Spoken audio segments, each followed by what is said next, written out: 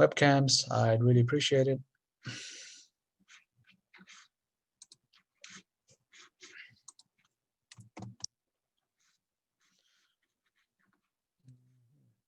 Okay, so yeah, maybe there will be more people joining. I'm not sure.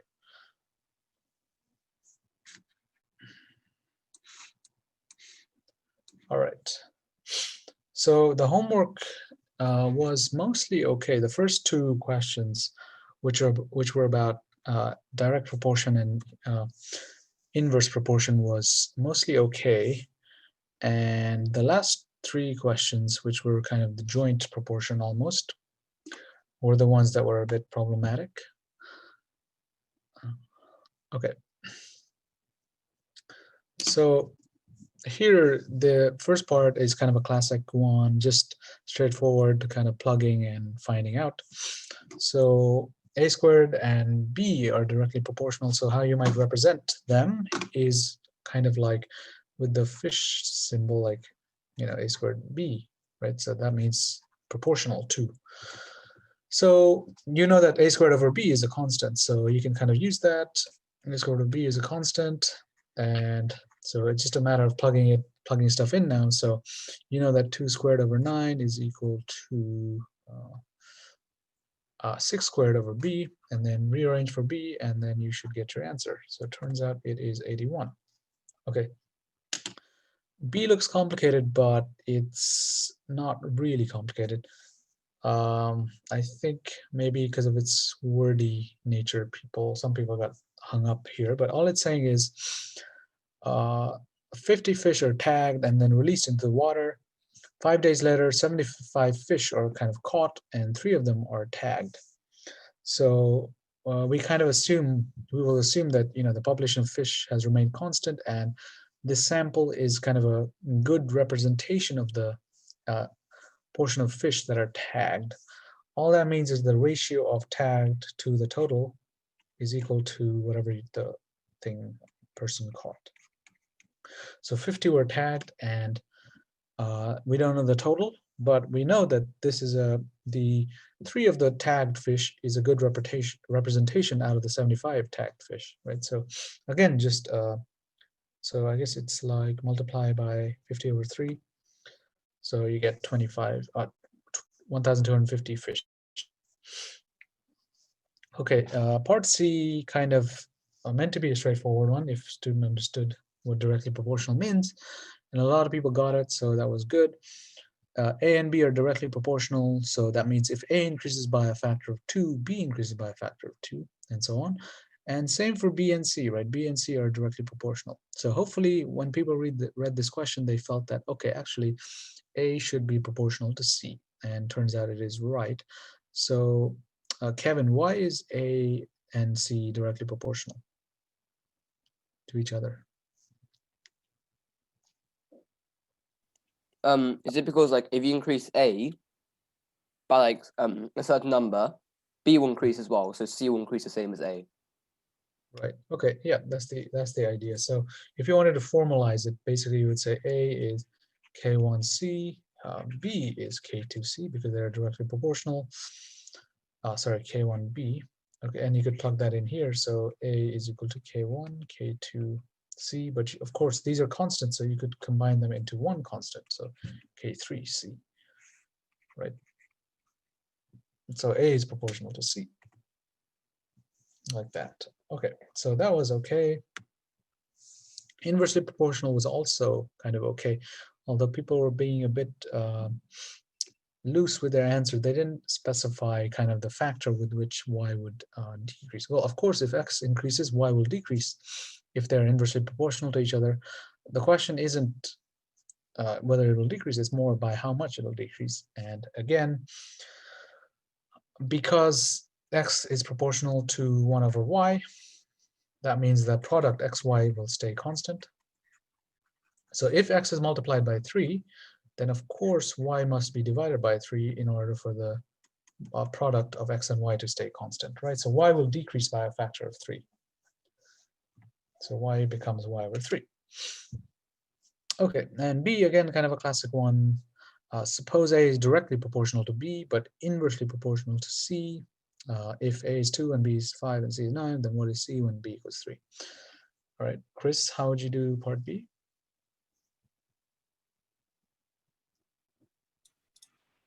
So with B, if you, so like A times the first scale factor. A times the first. So so A equals B times the first scale factor. Okay.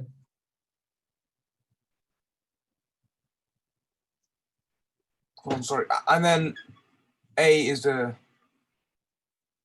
So then A would be the. Sorry, one moment. So if it's inversely proportional to C, it would be the second scale factor over C, right? Yeah, you can say A is K2 over C.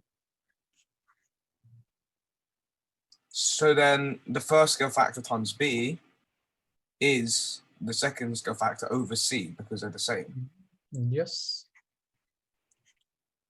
So this should be K1. Right? And then after that, you can times it by C and divide it by the first scale factor. Okay, so BC So is BC is the second scale factor over the first scale factor. And then, so therefore 5,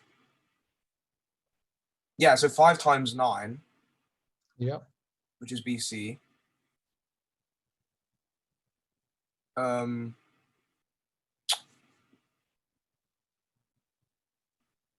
So 5 times 9 would be K2 over K1, which is,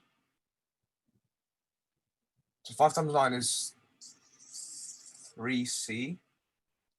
Yes, so K2 over K1 is a constant, so yes, that's fine. And then C equals 15 because 5 times 1 is 45. Yeah. C is 15. Yeah. Okay. Right. So yeah, those were fine mostly. And then question 3 with the different kind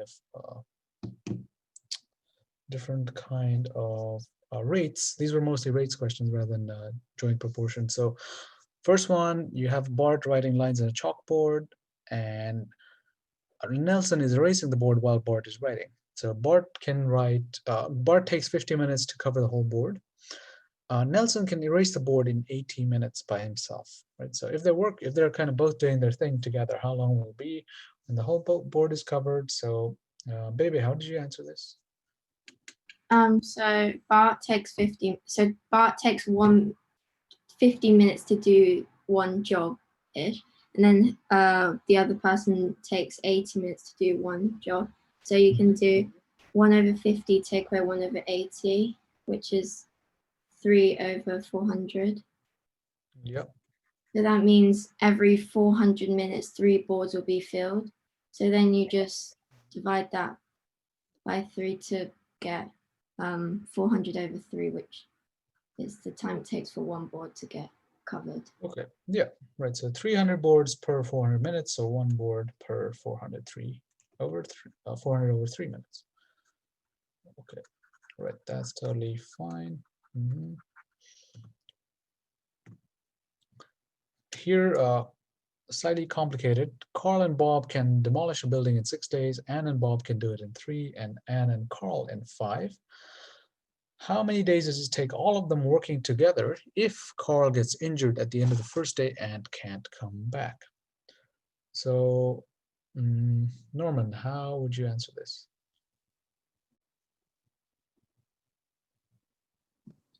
I didn't get it right, but what I did was basically I tried to find out like how much each of them could do, I guess. Yeah. So I got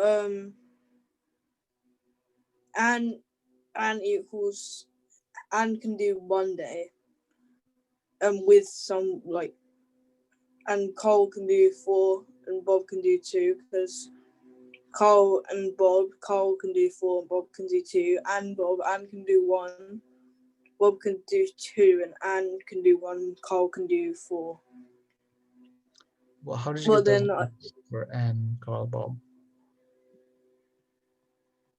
well, I don't know. I just guess very much.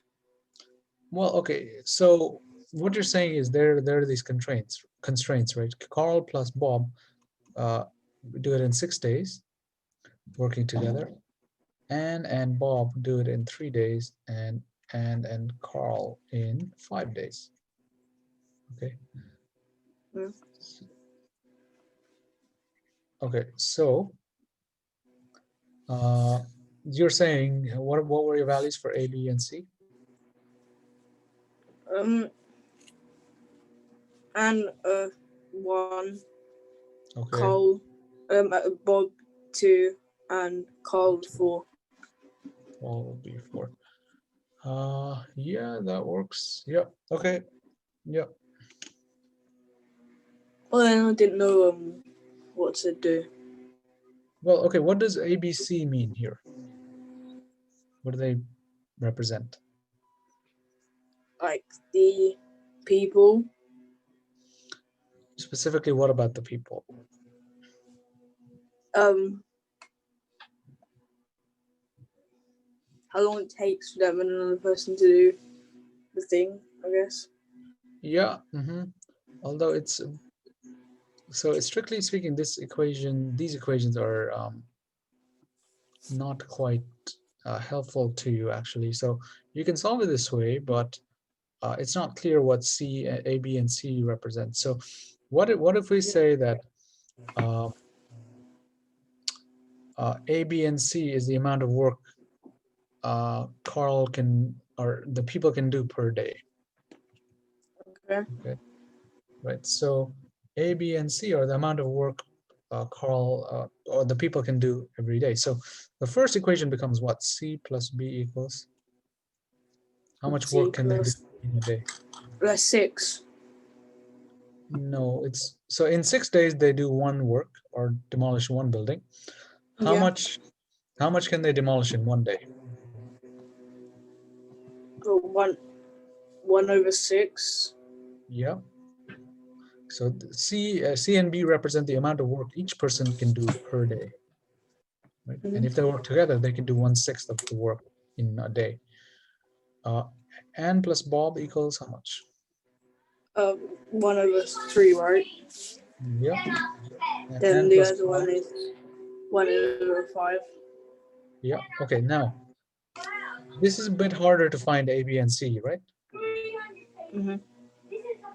Do you have any thoughts about how to find? So actually, we want to find A plus B plus C. This is the amount of work they can do together per day. Can you think of Well, how to get that? you just like do it as a fraction, right? So Well, solving these is going to be hard. it's over 30, I guess. Over 30? What do you mean? So it's 5 plus 10 plus 6 over 30. Where So did you get 21 over 30. That's like how to work, I guess. Well, do you know the values of A, B, and C? No. No. So how are you adding them? I can't see how you're adding them. I'm not really sure.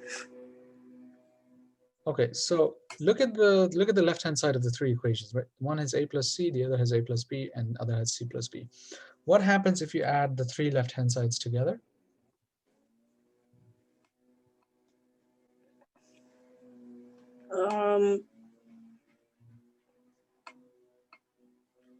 I'm not sure. Just add them. You know how to add them. Oh, just what, like all of them? Yeah. So C plus B plus A plus B plus A plus C. Yes. Can you simplify? 2A plus 2B plus 2C. Yeah. Okay. So you see, we're nearly there, right? A plus B plus C kind of appears by itself. Now, adding the 3 left-hand sides is equal to the sum of the 3 right-hand sides, no? Yes, so it's Okay. 21 over 30. Yes. Okay, 21 over 30. Let me just check because that doesn't quite seem right. Well, okay, so a sixth plus a third plus a fifth. So 6 can be, you can turn it into 30, so 5 over 30 plus 10 over 30 plus 3. Okay. No, 6. 6 plus 5, 11. Okay, yeah, that works. All right. So then what is A plus B plus C? Well, you have to divide 21 by 6. No, Why 6? to get like the 1, I guess. No, A plus B plus C all together. You can find it from there. You're nearly there. It's just half of it, that right? 21 Yeah. over 30. Yeah, half of that. So what's 21 over 30 divided by 2? 10.5 over 30. Yeah, but we prefer to not have decimals in our fractions. So it's 21 divided by 2. How do you divide fractions? And you just like put, so it's 21 over 60. Yeah. Okay, so if Anne, Bob, and Carl work together, they can get 21 over 60 of work per day done. Mhm. Okay, right. So now we're in the position to kind of do the rest of the question. Carl gets injured at the end of the first day, right?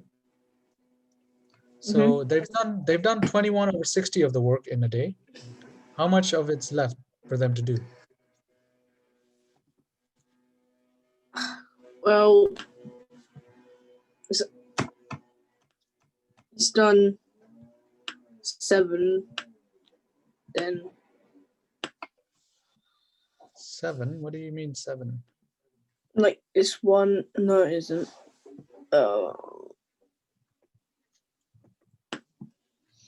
Yeah, they've done 21 over 60 of the work. Yeah. How many is there left to do? Well, there's 39 over 60. Yeah, so 1 minus that. That's how much they have left to do. Okay, so 39 over 60. Who works for these remaining fraction? A and B. Yeah, and you know the rate at which they work, right? They do a third of the job every day. Mm. Okay, so how many days does it take to finish the rest of the job? Oh, 13 over 6. No. 21 over 60. Where did you get that from? Oh, no. It takes. So they have 39 over 60 of the building to demolish, and Yeah. they can work at a rate of 1/3. So they can demolish a third per day. Okay.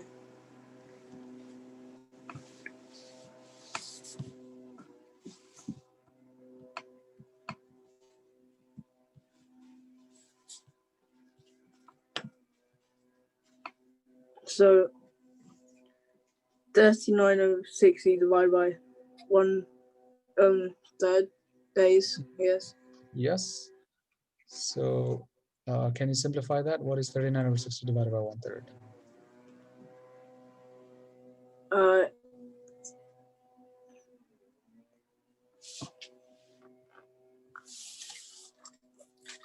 It's 39 half 3. 117. Okay, well, you should probably divide 3 by 60 rather than multiplying to 39 and 3. Oh yeah.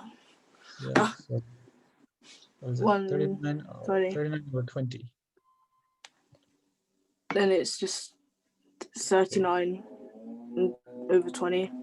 Yeah, and those are the days after Carl left, right? So in total, how many days is it?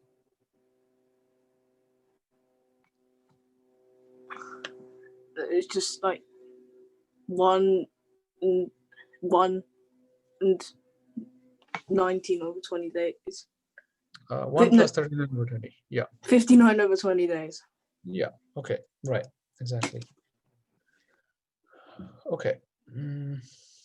Right. And the last one, this one, it wasn't. You couldn't really approach it the way we've approached the other ones. Although, okay, some people did, which is fine. Although it's better to kind of imagine the situation and draw out a diagram rather than try to work through equations, right? So the idea is a man is running through a train tunnel, and when he's 2/5 of the way, he hears a train that is approaching the tunnel from behind at a speed of 60 miles per hour. When he runs ahead or runs back, he will reach the end of a tunnel. He will reach an end of the tunnel at the same time the train reaches that end. So what they're basically describing is there's like, let's say this is a tunnel. This is one end of the tunnel, and this is another end. The man is 2/5 of the way. So this is 2/5 of the way. Now, if the man runs towards the back, he will reach the train. He will reach the end at the same time as the train reaches. And if he runs towards the other end, which is 3/5 of the way, he will still reach the same. He will still reach that end at the same time as the tunnel. So it's a bit tricky to kind of see this, right? So let me just quickly explain this before we move on. Oh, actually, I didn't put a diagram. Okay, so what's happening here is that let's say this is the end of the tunnel A, this is the end of the tunnel B, and the man is here, M. So if the man goes 2/5 of the way, he will reach the part at the same time as the train. And so now let's pretend the man actually moves 2/5 of the way here, and the other way. So the man is 4/5 of the way, which means he have 1/5 of the way left. Now, because the man moved the other way rather than the man moved towards B rather than towards A, the train has still reached A because it takes the man still traveled 2/5 of the way, right? So even it doesn't matter what direction, the train will reach the tunnel end A as long as the man travels 2/5 of the way. So that means by the time the man kind of covers 1/5 of the end of the tunnel, the train will have traveled all the way through the tunnel, which kind of hopefully you can see that if the train travels 5 times faster than the man, that means the man is traveling at 60 over 5 miles per hour, which is 12 miles per hour. Okay, so here you could just kind of think your way through it rather than kind of trying to work out all the different equations. 12 miles per hour. Right, okay, so today we'll be looking at kind of graphing lines. Okay, so you guys have all kind of studied a bit of geometry before this, right? In school, talked about volume, area, all that stuff. So with that in mind, by the time it was 1600, 17 or 1500, 1600s, algebra was also kind of being, seen as this important field of math, right? So they had they would use kind of algebra to for work in farms and even just kind of recording data, right? So when even though the world was not that advanced at that point, there was still need to kind of keep track of numbers and to manipulate numbers, and especially algebra was quite important there, right? So by this time, algebra and geometry were kind of both thought of as being very important. And then came Descartes, whose name you might have heard. He's a French kind of philosopher slash mathematician. Descartes thought of a way to kind of combine algebra and geometry together, right? And the idea is that we are able to describe geometry with algebra, and with that way we can kind of, to convert the geometry theorems, like the area of a square, or the area of a circle is pi r squared, blah, blah, blah, all that kind of stuff we can convert to algebra, right? And this kind of marriage of the two math kind of topics was gave birth to what is called analytic geometry, right? So analytic geometry is the combination of algebra and geometry. So sometimes it makes things easier, sometimes not as much. So we're going to kind of discuss how Descartes did this. And first, we need to talk about the number line. And I think everybody here probably knows the number line, and they've seen it many, many times before. So basically, it's just, a straight line that kind of in principle continues to infinity on either side, but it's equidistantly marked, and then it covers all the negative, positive numbers and 0. Right, so it continues on forever. Now, even though we only place the ticks, at integers or whole numbers, we can in principle plot any kind of number on the number line. So as an example here is 4.2, right? Just past 4 and less than 5. So that's how number lines work. Now, what Descartes did was that actually he said, what if we combine two number lines, put them perpendicular to one another, and then see what happens, right? So basically, we need to think into the 2 dimensions. First, not just horizontally, but also vertically, right? Not just left and right, but also up and down. So those are the 2 number lines. So this plane, we give the name Cartesian plane, of course, because it was Descartes who came up with it. And he just joined 2 number lines. And the center where the 2 numbers line meet is we call the origin. Right? That's 0 or 0, 0, if you've kind of already seen this. So when we kind of represent points in this Cartesian plane, we do so with kind of an ordered pair of numbers, which we call coordinates, right? So the main thing to remember is that it is the position of the points relative to the origin, right? So everything described with respect to the origin, with respect to the 0 of your choice. So 3, 2 would represent 3 steps to the right and 2 steps up, right? So it's ordered pairs. So the ordered part is very important. The first one tells you the horizontal distance, and the second one tells you the vertical distance from the origin. So the horizontal coordinate is the x-coordinate, and the vertical coordinate is called the y-coordinate. So I think most of us knew this already. So when we plot all the points that satisfy an equation on the Cartesian plane, the resulting kind of line or figure that we get is the graph of the equation, right? So let's think about how this works. So for example, if we have the equation 2x minus y equals 6, so remember when we were doing simultaneous equations, we had these two variable equations, right? 2x minus y equals 6. So in general, how many solutions does this 2 variable equation have? Satya, how many solutions would 2x minus y equals 6 have in general? Shouldn't there be an infinite amount of solutions? Yeah, so if you pick a value of x, you can always find a value of y, right? Let's say you pick x equals something, you can always find a value of y. The value of y will just be 2x minus 6. So there are an infinite number of solutions. So what we expect is our kind of graph to also continue on forever. Okay, so Livia, can you find a solution to 2x minus y equals 6? Tell me the values of x and y.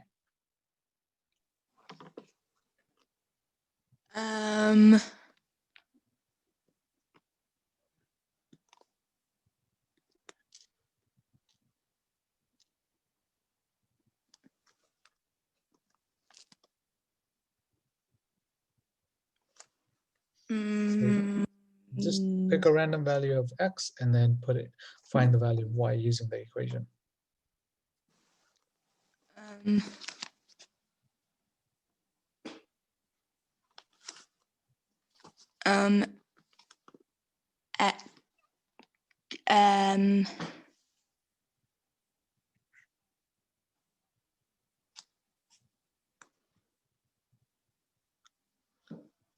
x is 4 Okay, and y is 2.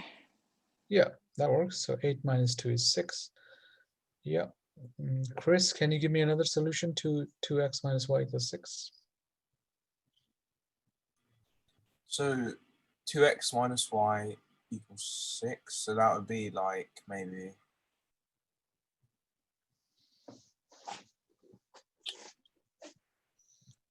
Just give me one guess- solution. Yeah, just I guess -4, -2 you could say as well, right? Minus 4 and minus 2. I don't think that works because that's -8 minus 2, which is -6. I'm sorry. That'd be just like. And so then you maybe times 16.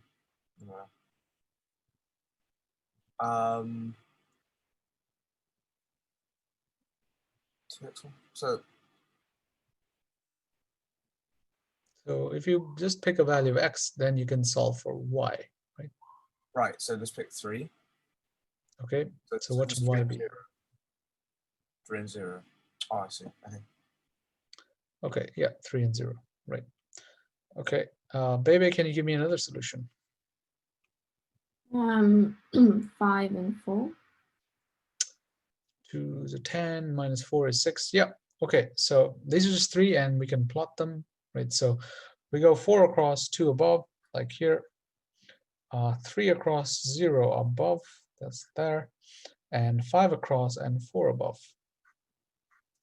Okay, so now, of course, everybody went for the kind of whole number solutions, which is totally fine.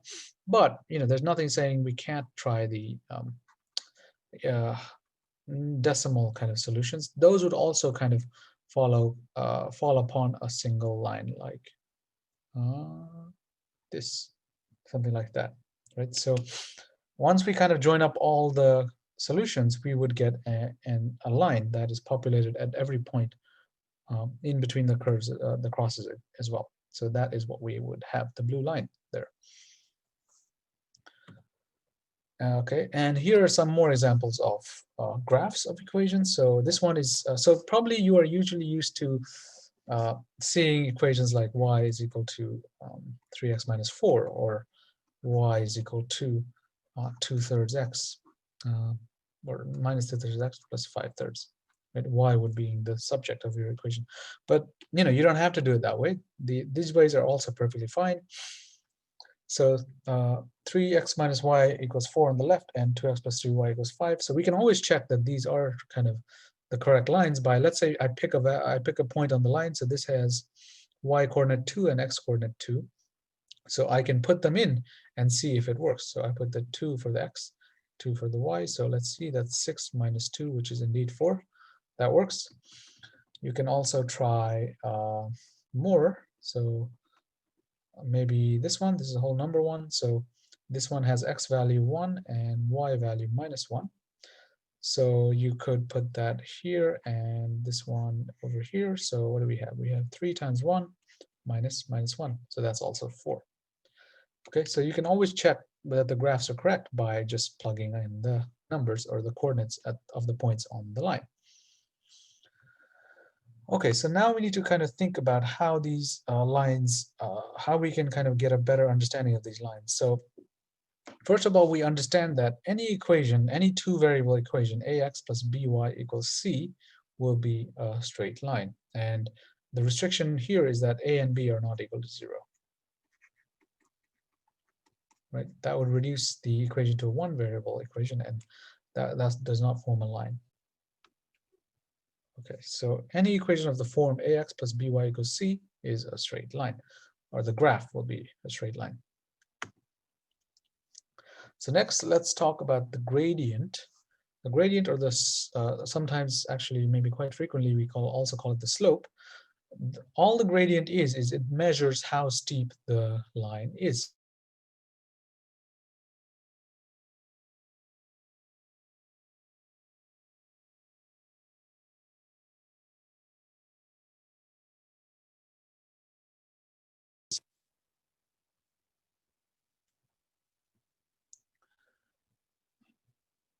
Okay, sorry, I got cut out there.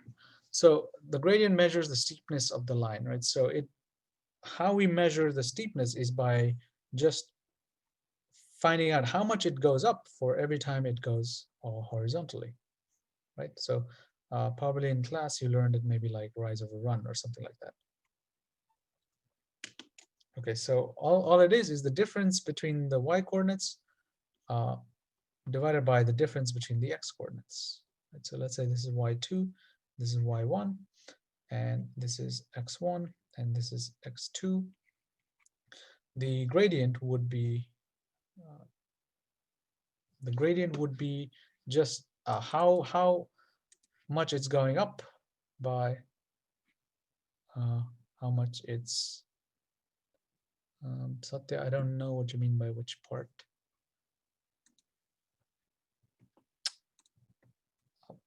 Okay, so it's just a measure of how much is going up every time you go straight as well.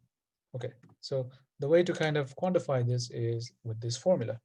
Right? So usually the letter assigned to the gradient is m. So we're going to stick with that, although I think nobody knows why they call it m. They've looked at the history, and I don't know who decided m, but somebody decided m.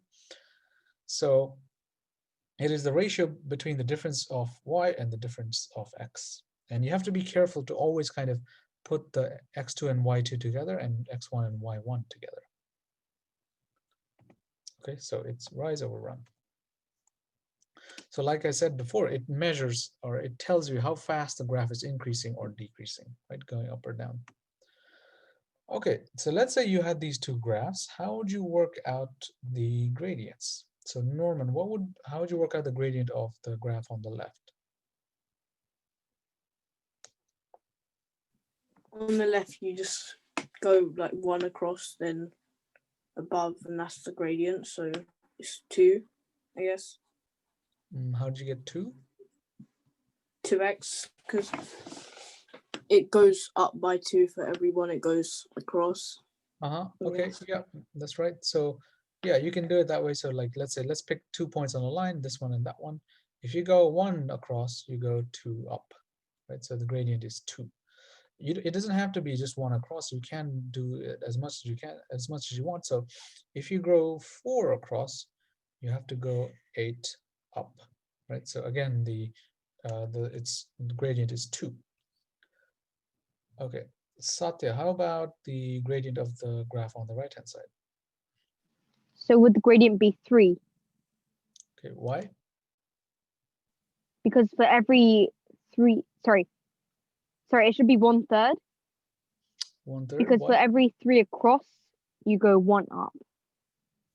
Okay, yeah, that's totally fine. So you can, I'm going to use the 2 ends. So for every 9 across, you go 3 up, right? So yes, it's 1/3. Okay, so some questions then. Can the slope of a line be negative? And if so, how can we tell by glancing at the line's graph if the line has a negative slope? So think about what slope means, right? It tells you how fast the graph is rising. So if the slope of the graph is negative, what does that mean, Bebe?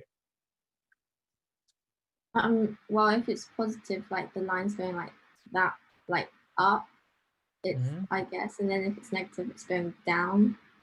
Yeah, it's Maybe. decreasing, right? Going from left, I think my camera's reversed, but going from left to right, the graph is increasing if the slope is positive, and if the slope is negative, then the graph is decreasing. Okay. Can the slope of a line be 0? And if so, how would we tell from the graph? Livia, can the slope of a line be 0?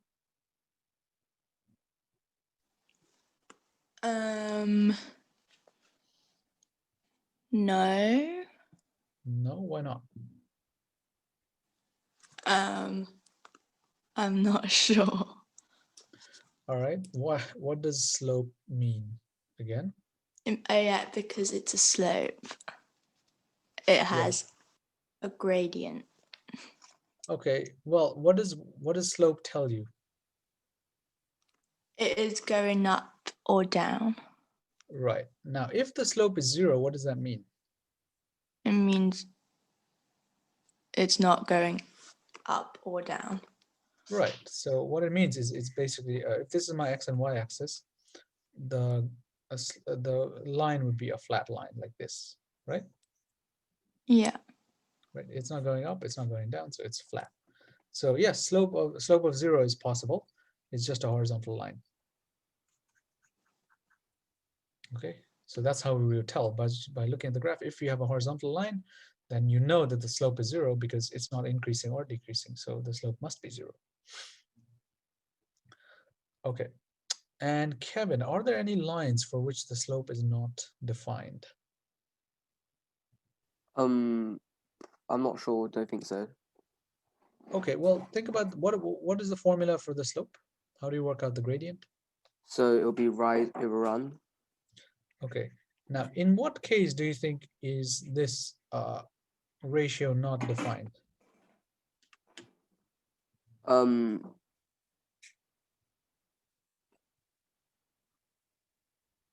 don't. If it's like maybe 0. If it's What is 0? like if it's a straight line, but then they won't have a Yeah, but slope. the slope is 0, so Yeah. there's defined. It's fine. No, I don't. So think about like what rules in math there are that you're not allowed to kind of do this or that, and if you do Negative it, numbers. that's fine. We said the slope can be negative. That's okay.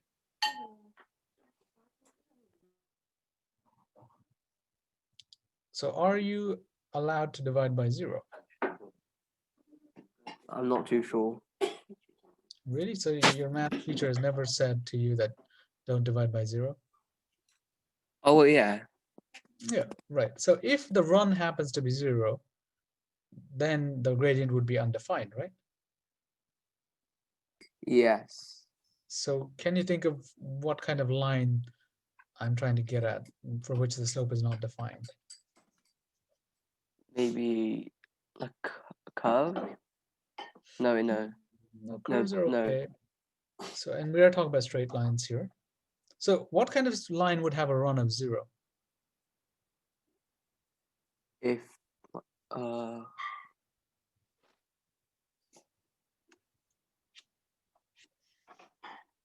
Okay, compare these two lines. Which one has a smaller run? So 1 or 2? 1. Okay, It's a good- now the third If one it's has a even horizontal line, smaller run. maybe. If it's a horizontal line. line is like this, so it I mean, has not. Sorry, vertical line. right, yeah. Vertical Sorry. line would have 0 run. In which case you can't divide by 0, so the gradient is not defined. So the slope is undefined when we have a vertical line. Okay, like this. All right, and the slope is 0 when the line is horizontal. Horizontal line. Okay. Right. So here we can kind of consolidate what we've just discussed, right? We can put everything together. So if the gradient is positive, then the line goes up when you go from left to right. So let me just quickly sketch it. So left to right, the line is going up. If the gradient is negative, the line goes down as it goes from left to right. So it's decreasing, right? So slope is negative. So as you move across, the graph is going down like this.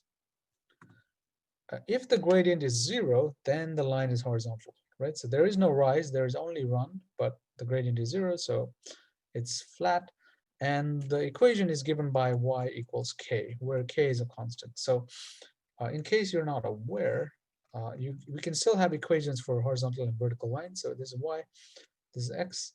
So let's say I had a line like this, and it passed through y equals, let's say 5. What would be the equation of this horizontal line, baby?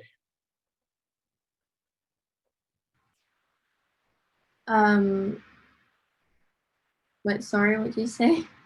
What would be the equation of this line, the flat horizontal line? Well, the gradient is 0, and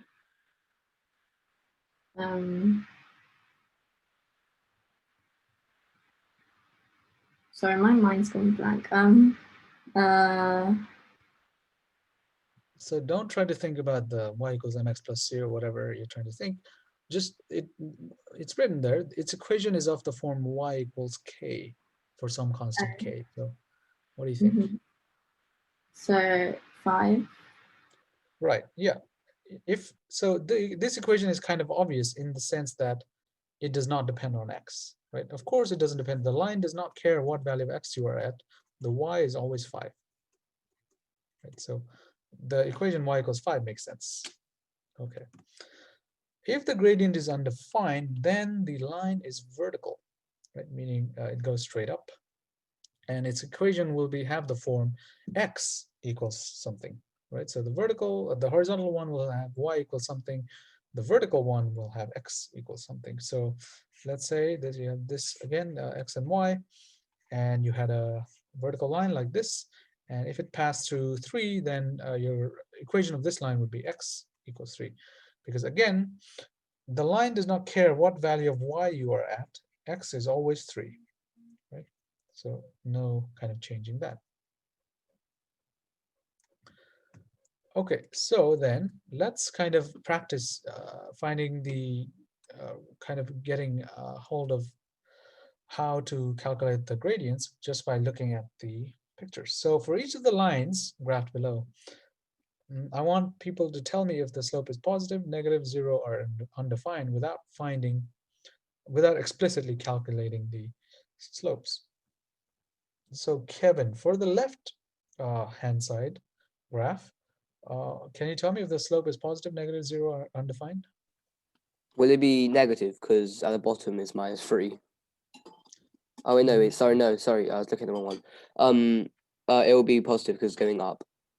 Right, It's so not it's the I increasing. don't. Yeah. So it's positive because it's increasing. Can you tell me if it's greater or lesser than 1 without explicitly calculating it? I think it should be less than 1. Why is that? Because like I don't describe it like. Well, okay, the I way guess it's kind of hard to see. Basically, the y equals 1 graph it would go up for 1 up for every 1 across, so it would be like this, right? So the red line is steeper than the blue line, so it would be less than 1. Actually, I didn't draw that very well. 1, 1 like this. So yeah, the red line is steeper, right? It rises faster, so this has a gradient of 1. So yeah, the blue line has less than 1 gradient. Okay. Norman, what about the right-hand side graph? What is the slope there? Positive, negative, 0, or undefined? It's 0, right? Yeah, why is that? Because it isn't going up or like it. They're basically it's going in like a single direction to the right, and there's no like basically there's no going up, I guess. Yeah, okay, so the slope tells you how fast the graph is rising or falling. So this graph is not rising or falling, so the slope is 0. Okay, Satya, for the left-hand side graph, what is the gradient? Positive, negative, 0, or undefined? Positive. Yep, okay, so it's increasing and it's increasing quite fast. So it has a gradient of higher than 1. Okay, Chris, for the graph on the right-hand side, is the gradient positive, negative, 0, or undefined? It's undefined because it's just a vertical line. Yeah, okay. So again, it's undefined because the gradient is defined as rise over run. And this vertical line is not running at all. So that would mean you're dividing by 0, which doesn't work, right? So it's undefined for a vertical line. Okay, and Livia, for the left-hand side graph, is the slope positive, negative, 0, or undefined? Is negative. Okay, yes, that's absolutely right. So it's decreasing as you go from left to right, so it's negative.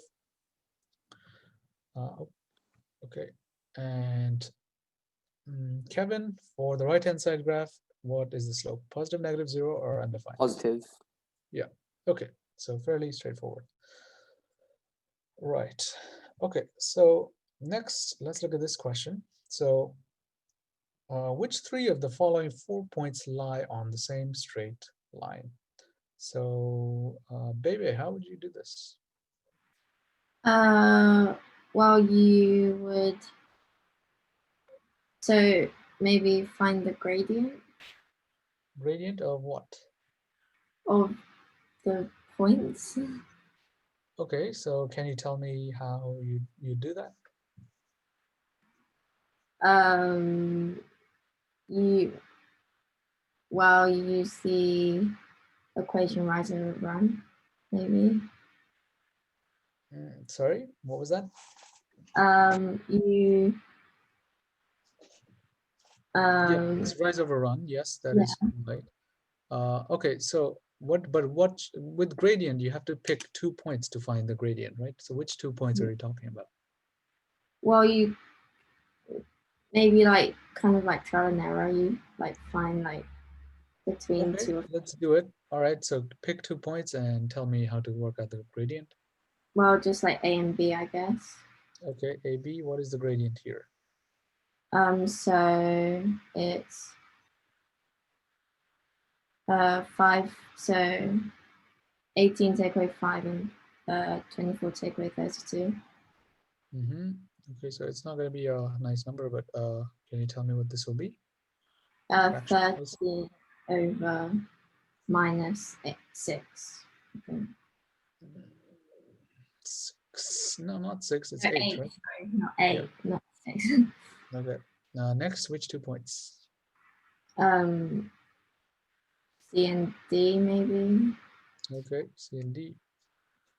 So 29, wait, yeah, 29 take away 21, 17 take away 22.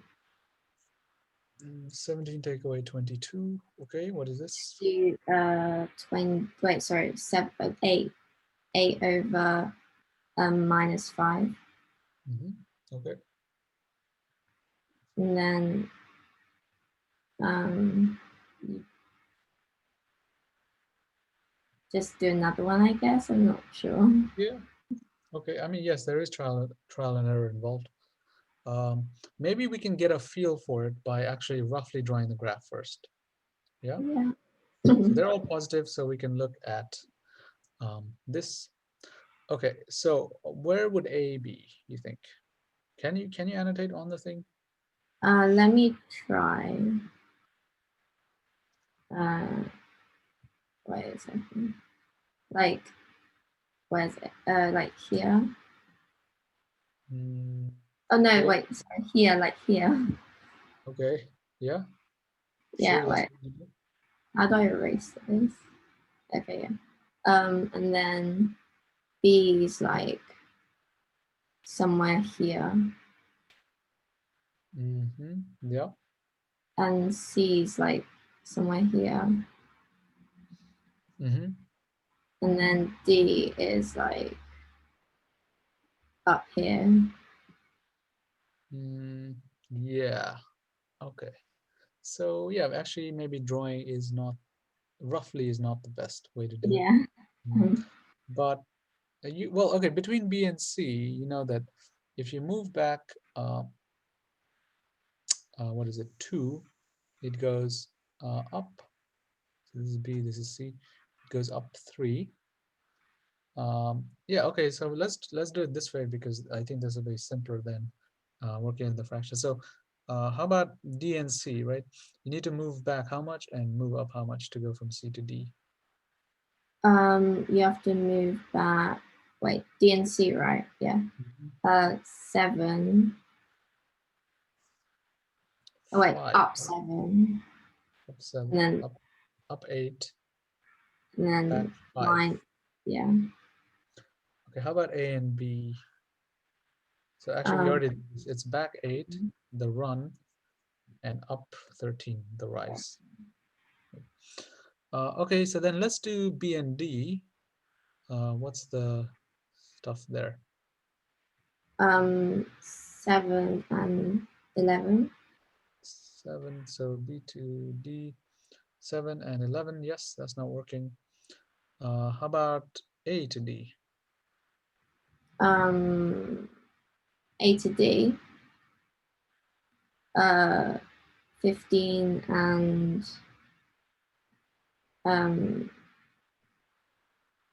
24, I think. 24. Okay, let's work out that gradient 24 over 15. You can 3 is a common factor, so this would be 8 and 3. Sorry, 5. Right? Yeah, I think. So you can yeah. see that A, D, and C are in a straight line. Yeah. Because of the 8 over 5. The minus, because I ignored the minus here, but yeah. Mhm. Okay, but yeah, so trial and error here. The points A, C, and D lie on the straight line. Okay, clear, right. Okay, now let's talk about finding the midpoints of stuff. So let's say P is the point 24 and Q is the point -7, -2. How would we work out the midpoint of the segment PQ? Chris, any thoughts? Well, I guess the most practical way to do it would just be to draw it out on a piece of graph paper, but not really allowed. Yeah. So it would be a line, I guess, with a drop of -6. Mm-hmm. So like a rise of -6, I guess you could say, and a run of -9, I think. Okay, yes, so this So would then, be like, P, this would be Q. so then you need to take the average between the 2 x coordinates and the 2 y coordinates, and that would be the midpoint, right? Okay, so the run of how much? -9, yeah. No, that's -9. the okay, yeah, 9, let's say. And then a The rise rise of of -6, so 6. Yeah. Okay, so then what do we do? So then, well, I guess taking the average of the 2 x coordinates and the 2 y coordinates. Would that? Okay, I don't think that so would.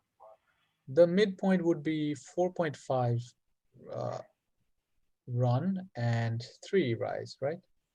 Or fall. So Oh, right. what would be the coordinates be? So if it's 4 run, 3 rise, so the point P. Not 4, but 4.5, right? Half of 9. Oh, yeah, sorry, 4.5. So it'd be -2.5 and 3. Oh, 1 even, sorry. 1. 1, yeah. Okay, so yeah, basically you're right about taking the average. So if we were to take the average, how would we do it directly rather than drawing out this graph? Right, so you would do 2 plus -7, which is -9, divided by 2. Which is, So that would be the x. and then it would be 4 plus -2, which is just 2. And divide by 2. 1. Or 2 even, sorry. Yeah, exactly. So yes, this would be -2.5 and 1 again. Okay. Okay. All right, and part B. Like I said, this is mixing geometry and algebra. So let T be the point on the segment such that PT and TQ are in the ratio 1 to 2. Find the coordinates of the point T. Okay, so Kevin, how would you do this? I'm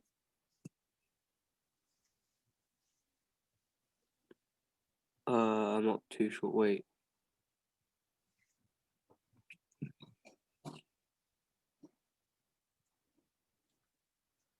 I'm So not again, sure. probably drawing the graph would help P and T. But actually, so yeah, we're gonna skip this here because it's nearly time to end. But yeah, it will be a -1, 2. So just to give you an idea of what's happening there. Okay, so just to summarize quickly, any kind of equation of the form a 2-variable equation would produce a graph of a straight line, or graph is a straight line, right? As long as a and b are not 0.